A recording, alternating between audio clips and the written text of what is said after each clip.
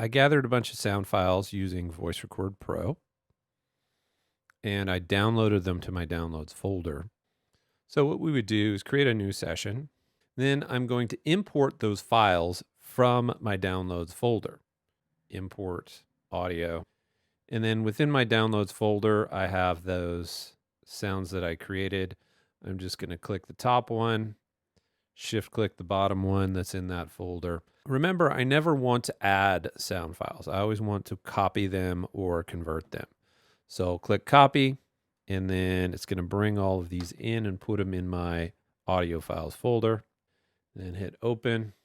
With these, I'm just going to put them in my clips list and click OK.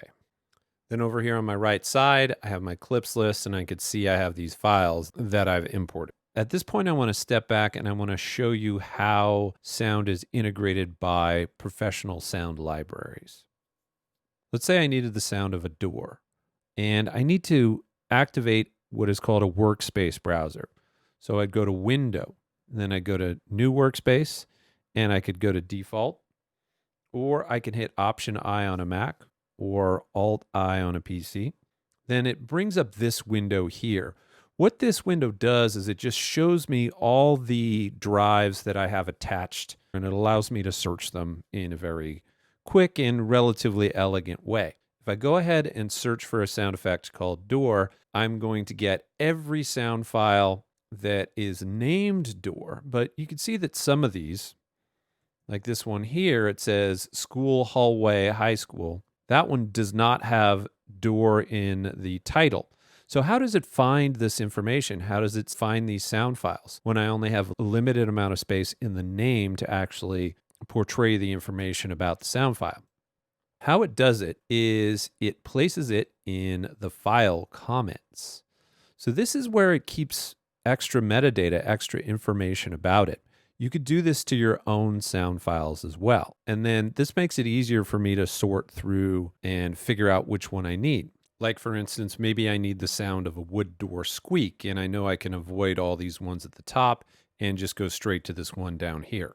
Let's do this with our own files, though.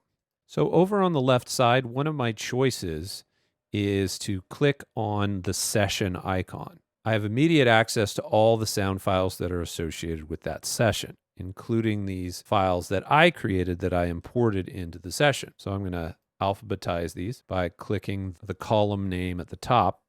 So these first ones that I put on my sound report were Fridge 1 and Fridge 2.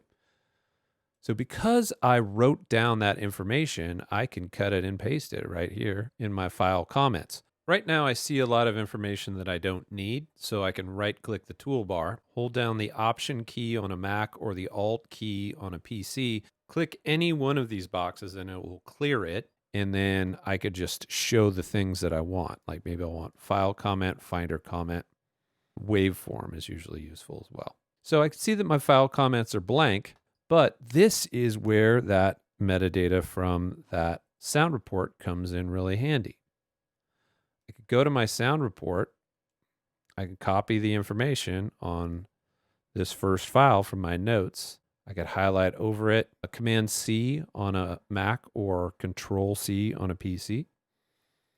And then I just click on the blank space underneath file comment. Then I hit Command V on a Mac or Control V on a PC. And then it just pastes it in there. So now if I were to search, then my fridge door comes up as well. So there is my fridge down at the bottom with all the information that I added to it. So that is how you add metadata with the Workspace